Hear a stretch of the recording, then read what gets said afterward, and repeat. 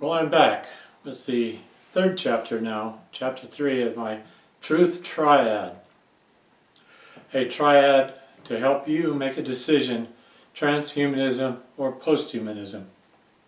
And you get to decide, am I right or wrong? It's up to you. I'm going to do another podcast, hopefully about a half an hour.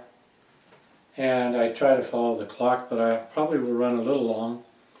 Because in this piece, I'm going to follow up on what I've done in the first two, where I told you a little bit about transhumanism, posthumanism, zombieism, cybergenesis, biodigitation.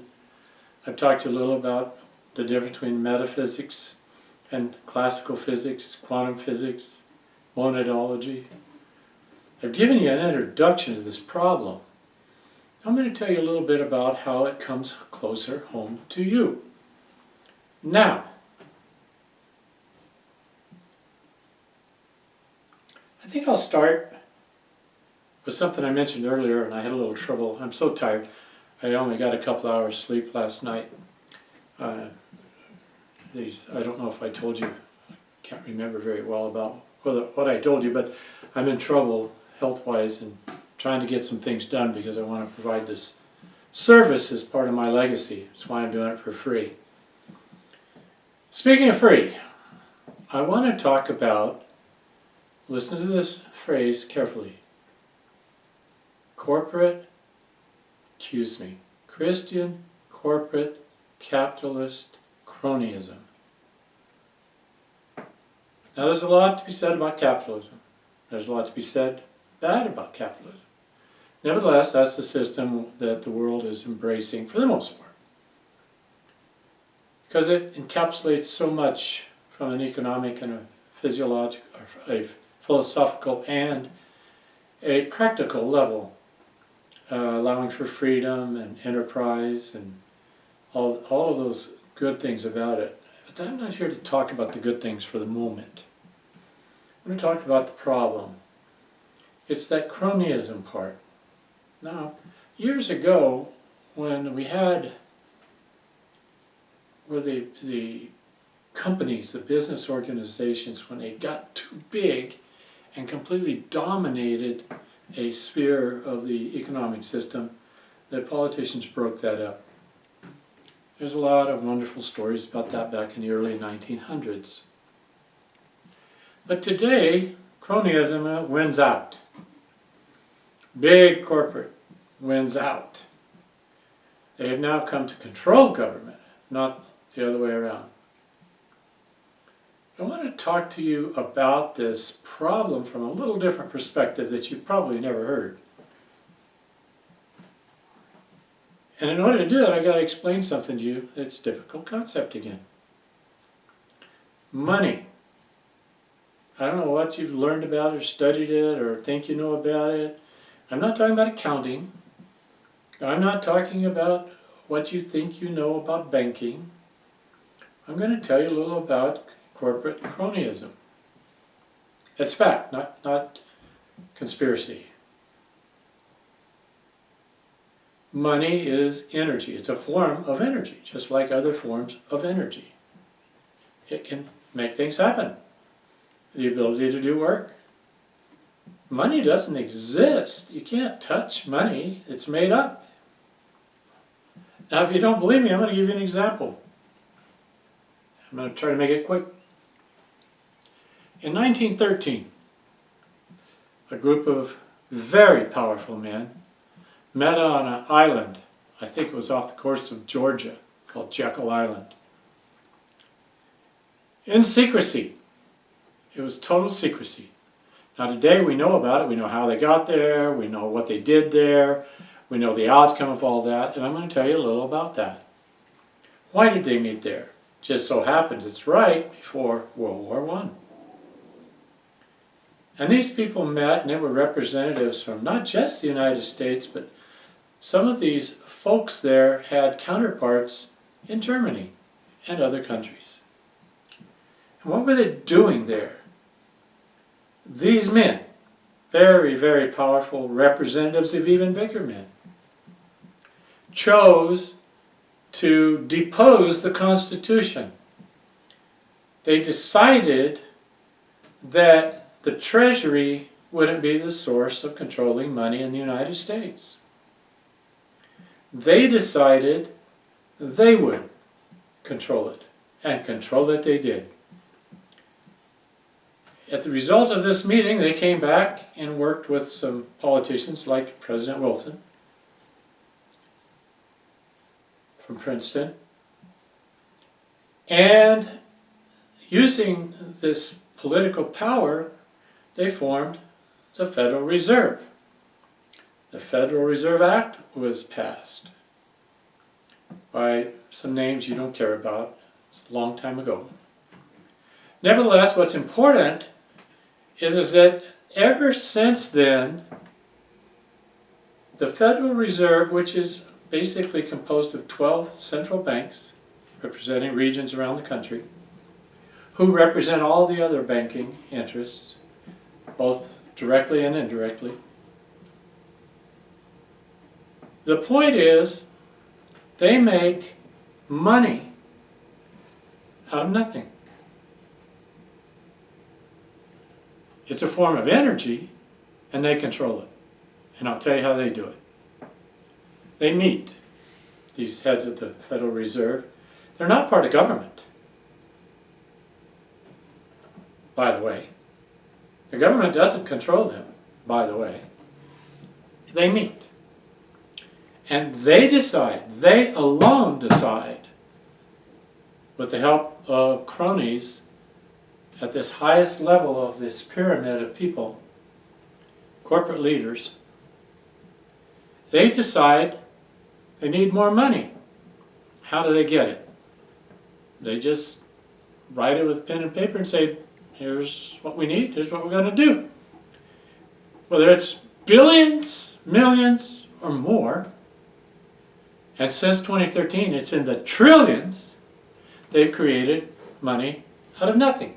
Now you were taught it's made from our hard work, our being intelligent investors and all this kind of stuff. I think in your Christian religion, Jesus saw it a little differently. But let's not get into logic and rationality and reason right now. I want to talk to you about money being energy and who owns it and controls it right now. Well over 100 years later, through a couple of world wars and other wars, paid for by these people printing free money. And they decide how it's going to be distributed. The first thing they do, though, is they go to the Treasury, which is part of government, and they say, we need you to print up this amount of money out of nothing. And they do it. The interesting thing about it is, as soon as they do that, the money then is actually on the books of the Federal Reserve. And those banks, through a complicated system, get all that money. And they lend it out to whoever they want. And they make interest on that money. And that interest is paid out of bonds through the government that you pay for through your taxes. Corporations don't pay taxes. You're a corporation, but you do. Because you're a puny corporation relative to them. No, you're basically powerless. You're a form of energy not as powerful as them. You're an organized form of energy. It's not as powerful as these socioeconomic corporations, these big, humongous business organizations. Through that system, free money turns into power. The power to control the politics of the world. You can start wars, you can supply people with all the weaponry of war, and make money doing it. Gain more power. And these cronies at the top control the politicians. A lot of the politicians, when they go in, don't intend that to happen to them, but it does, or they can't stay there. That's fact. Just a fact. Money is a form of energy. It comes from monads that I spoke about earlier. Okay. Energy is a phase of monadism. Now I want to talk to you about a very successful person working with this system right now that we'll use as an example here for a minute. You probably know who he is. He's considered the richest man in the world right now. Hundreds of billions of dollars. This man, I don't like to use names of people living in my podcasts because I believe in privacy. You know who he is. One of the founders of PayPal, money, internet money. You know him from Tesla. I want to tell you about SpaceX. I want to tell you about AI and involving this man. He was also one of the earliest developers of AI. Very brilliant man. Let me tell you one of the things I want to tell you that nobody else is telling you about this brilliant man, whether you like him or not. This man wants off this planet in a big way. That's why SpaceX and all the rest, all his communication, all the rest. Things he's got going on now in secrecy, you wouldn't believe. Well, you won't believe it, so I'm not going to bother to tell you about it. Hypothetically, I want you to assume that I do know about it.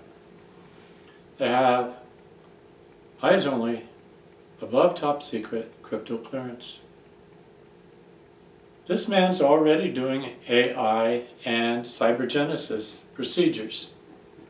This man, it knows what's coming.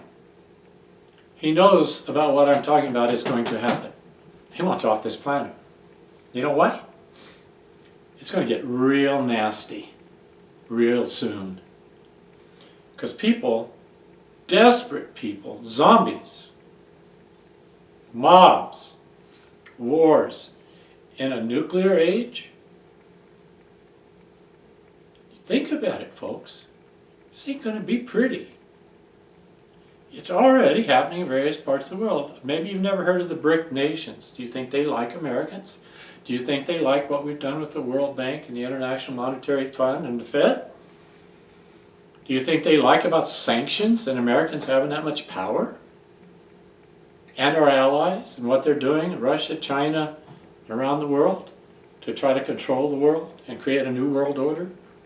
This new world order is what I've been talking about. And you ain't going to be part of it. You'll be an economic slave with no power because you won't have any money. The whole economic system is about to change, and it will be a crypto, cybernetic form of money made out of nothing. And they ain't going to give you much, or some, or none. They haven't decided exactly how that's going to go yet. But this cybergenesis that I'm talking about, this rebirth, this world order in our society, the rebirth of humanity, ain't going to be pretty for most of you. You need help to get through that, and I can help you. And the last thing I want to do is again, encourage you to go to my website, rightorwrong.com, and begin the process of going through my other websites. And get involved in the conversation about all this. Learn more, ask questions, comment civilly. And if you really get serious about it, you'll be called what I call a pathfinder, and I'll help you move through this successfully. Guaranteed. How can I guarantee it? I can't. Because if you've been paying attention, everything's about possibility and probability. Because it all comes from monads. 50%, 50%, almost. And then there's that little piece of time in the middle of that coin.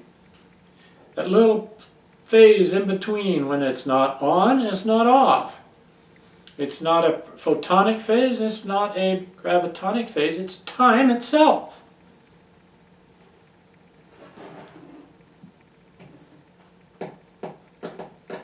We live physically in time, not through time physically. We're not physical objects. We're objects of time. They come and go. Well, the cybergenic process, you don't need to know the details, you need to know the consequences. I've told you what's going to happen if you ignore what I'm telling you. Zombieism, and it won't be nice. If you want to thrive, that ain't going to work for you. I'm not telling you to love transhumanism. I'm saying it's going to happen. You better work it through it.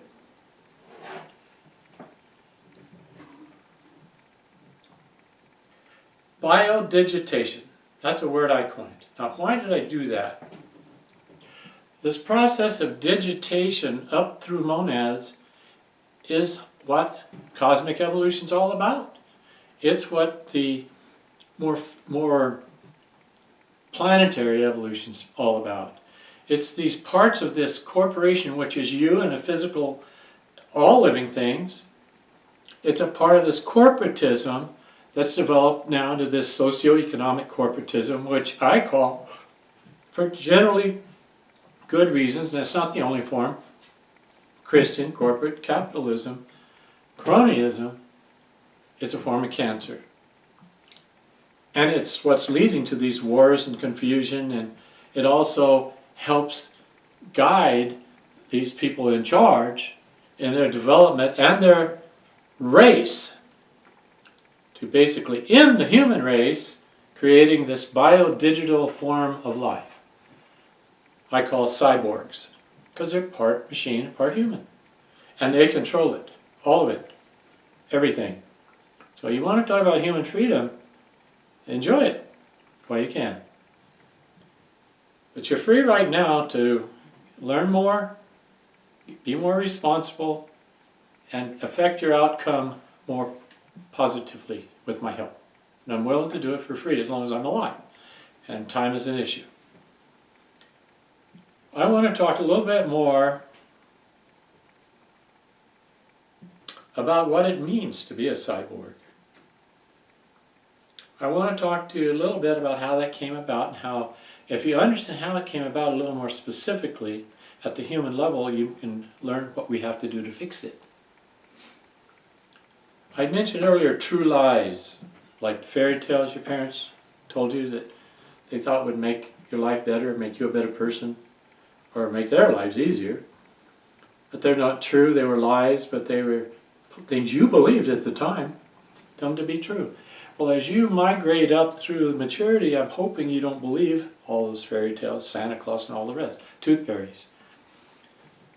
But if you do, if you believe in a ghost in the sky that was a creator, or any of the other religions, you're only partly there. Now I'm going to revert back to a book I showed you earlier. It's a lot more important than you think, and you've never heard of it. Julian Jaynes and the Origin of Consciousness in the Breakdown of the Bicameral Mind.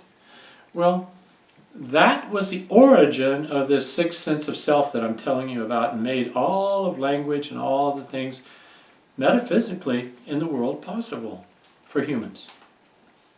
Bicameral mind and this breakdown is what created this sense of self that's a little bit higher level than all of the other organisms on the planet. But it all comes from the same stuff, monads, and various levels of that. But what's happening right now is a very similar thing at a higher level than the human individual. This is the social body, public body. The body public, they call it. And what that means is we are part of a larger system. We want to think of it like corporations are like organs of this thing, this corporate thing, this world thing that's growing and we're being parts of. Pretty soon we'll be like your pancreas, or not your pancreas, what's the matter with me? Your appendix won't be used for anything. You're going to be useless eaters, like that appendix. Waste of time, not needed. Okay, but it won't happen immediately, but it's getting there. But it's a breakdown of humanity into two parts. Now you can see it. You can see it, people that believe in religion and people that don't. Religions all over the world are fighting. Countries are fighting. They're either communist or they're socialist or they're capitalist or they're this or they're that. But they're fighting, arguing. The United Nations is a joke. Controlled by the United States. But what's the United States controlled by? It's the same thing as the bicameral mind. It's two different directions banging into each other. Your right side of your brain, your left side of your brain used to talk to each other. The origin of schizophrenia, by the way. In healthy people, they don't do that. But they do it in the body politic. Look at the candidates for president right now. I'm embarrassed to say that they are our two top choices out of 300 million people.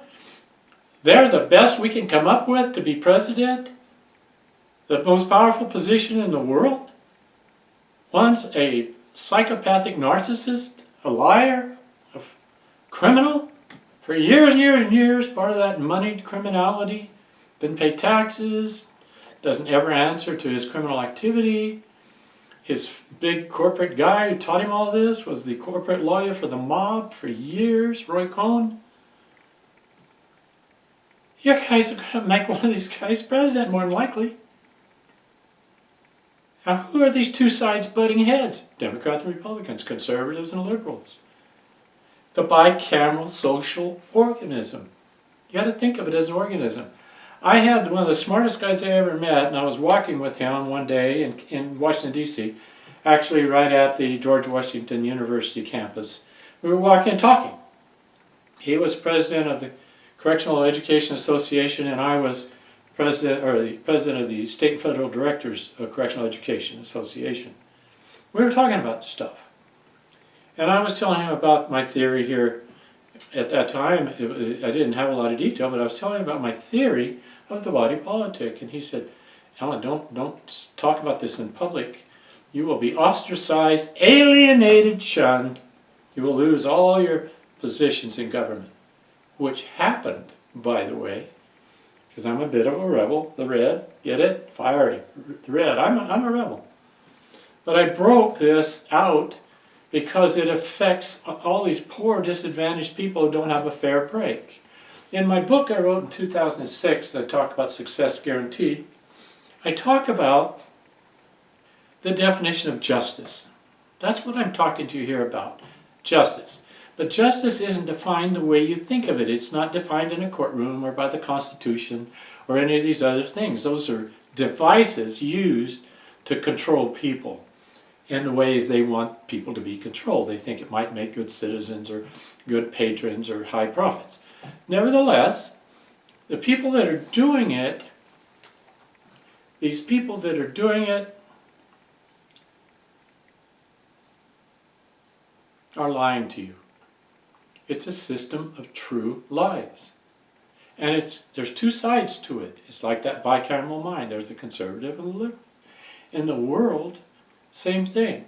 There's BRIC nations, what they call the BRIC nations. It started out as if I remember correct, Brazil, Russia, India, and China. And now it's of the countries around the world that have expressed their desire to challenge the United States, the reserve currency of the world, the petrodollar.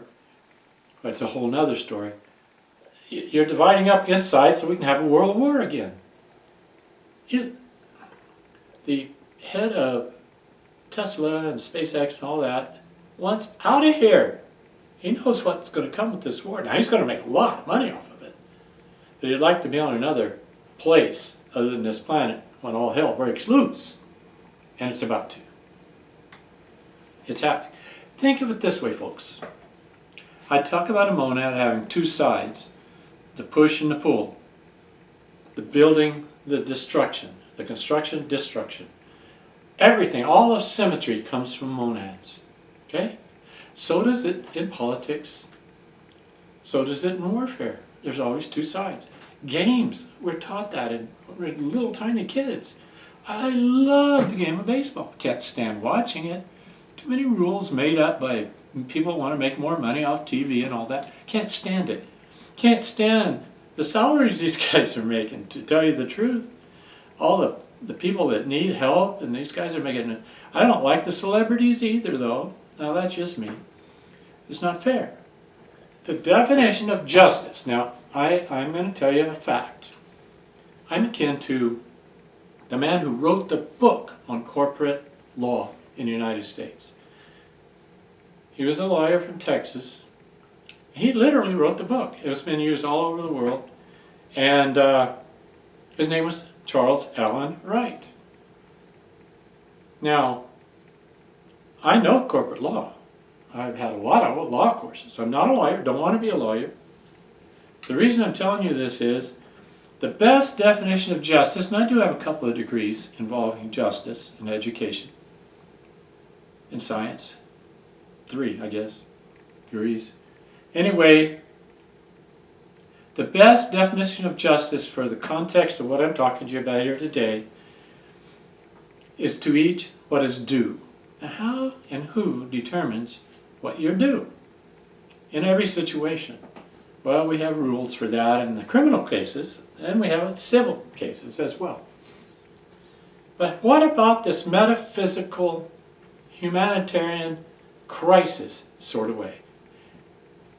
It usually comes down to business doesn't get it done, the politicians don't get it done, so we have a war, a fighting war. Two sides. There's two sides in all of our sports. There's two sides in our wars. Generally speaking, they join up, consolidate forces throughout nature. Well, there's going to be another breakdown of the bicameral mind is about to occur in a social sense, bigger than humans have gone through it previously. And it's going to create a new thing, cyborgs. You can either move in that direction or not. I don't blame you for being scared of it and maybe try to ignore it and deny it, but it's not going to work. It's called ignorance. Now, the media is not going to tell you this.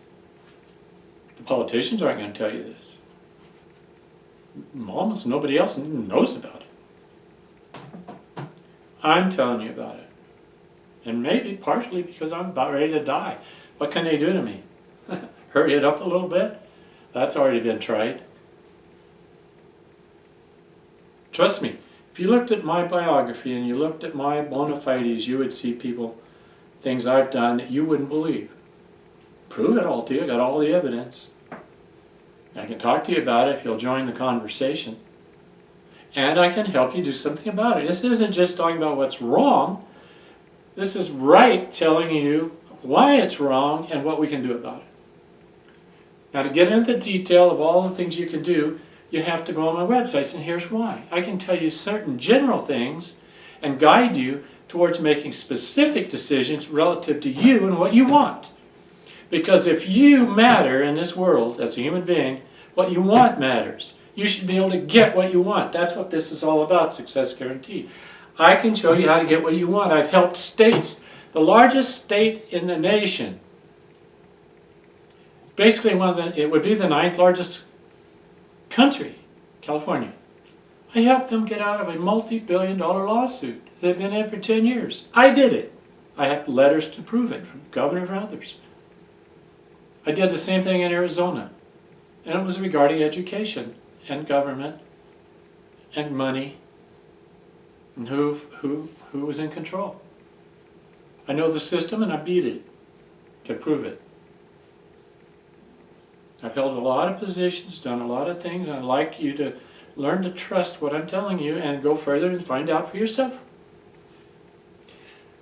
You need to go to my website, startwithrightOrWrong.com tomorrow.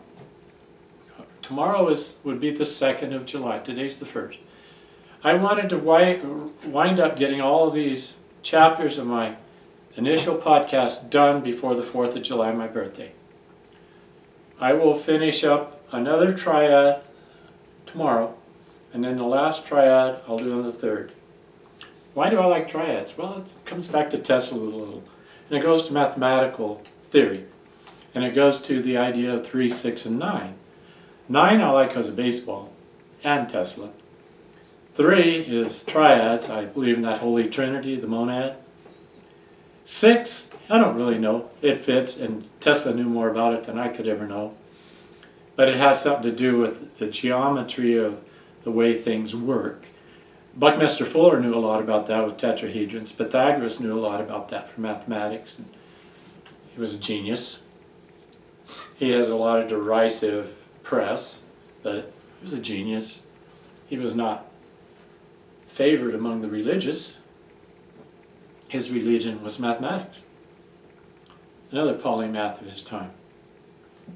Well, I'm starting to sound like I'm straying, but I wanted to not be so forceful. But I want you to understand I'm trying to make this point as boldly and as honestly as I can with the sense of urgency. It's very real. If you care for your family and yourself, or your ancestors, your people came before you. You know, the hard work that people do, the honest, hard-working people, not the con artists. I know a lot about con artists. Been in a lot of prisons.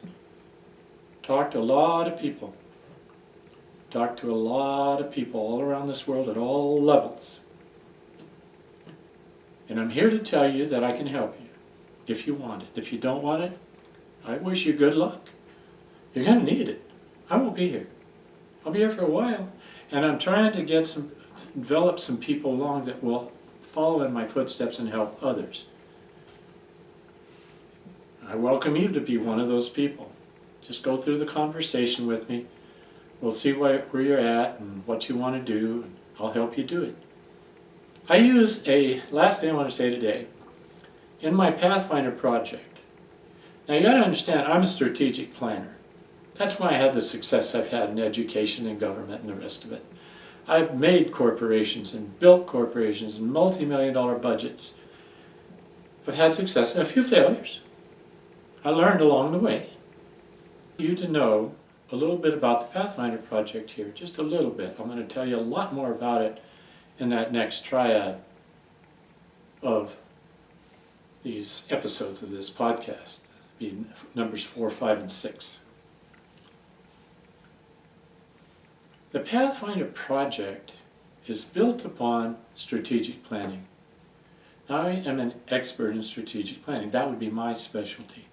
I know how to help anyone do it. I went through a learning process through a very famous psychiatrist named William Glasser and a very wonderful man named Ed Ford. I learned what they called reality therapy. And I taught it to my teachers with Ed's help. And he's done a lot of work. He just passed. But anyway, Ed did a lot of work, and the whole thing about reality therapy is helping people get what they want. A lot of people don't really understand even what they want. They get confused. Reality therapy is about helping them know what they want, avoid some of the confusion, and get what they want. And you develop a plan to do that. I learned a lot about that when I studied up on a ranch in Utah from a man you've probably heard of, Stephen Covey. The 7 Principles of Highly Effective People. I think that's what he called it. My memory's gone, you know. 7 Habits of Highly Effective People. They are habits of being effective. And I learned it and taught it for a long time. I know what I'm talking about. I've coached, I've taught, lectured, consulted, constructed. Put a little trust in me and find out for yourself. Test it out. Ask questions, make comments. But in the Pathfinder project, I'll help you build a strategic plan to get what you want if you're concerned about trying to move forward in a positive direction given these things I'm talking about. And the threat to all humanity. In a previous podcast, and I don't know that it's one I kept, I've thrown a few away, I talked about a movie I used to really like, and it was very funny and odd, There was a movie called Looking Up.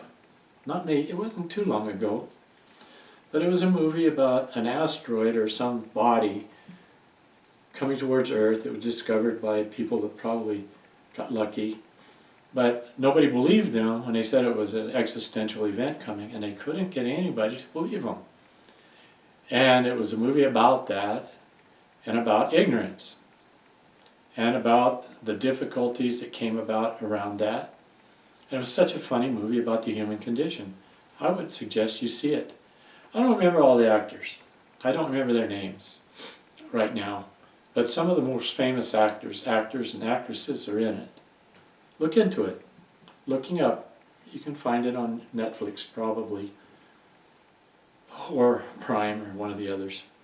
Anyway,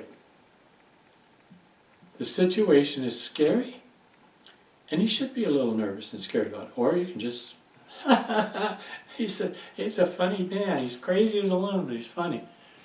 Well, okay. That's the thing about freedom. You get to decide, but you do have to face the consequences of your actions. And ignorance is an action. It's an action to be inactive in terms of not paying attention. So I'm going to leave it there, and I'll talk more about the conversation and the Pathfinder project itself tomorrow. So I'll get this posted right away, and I'll tell you where you can find all this stuff. So I suggest you look for episode 4, 5, and 6, and I'll tell you where to, if you haven't seen it or don't know where to find it, you'll be able to find it on my website. I actually have another website where I put all these podcasts, but you can also listen to them on places like Spotify, or see the video through Spotify if you want to. Now, I'm also going to use several other podcasting and editing organizations as I get a little more just overwhelmed with all this work. But you can find it if you want to. Okay, and if you go to rightorwrong.com, you can send me a message. I'll respond. You'll be responding to Professor Wright. Okay, I will get an email. Anyway, okay. Enough for the day. I wish you a good day. Adios. Vaya con Dios, if that's the way you still want to see it. And talk to you tomorrow.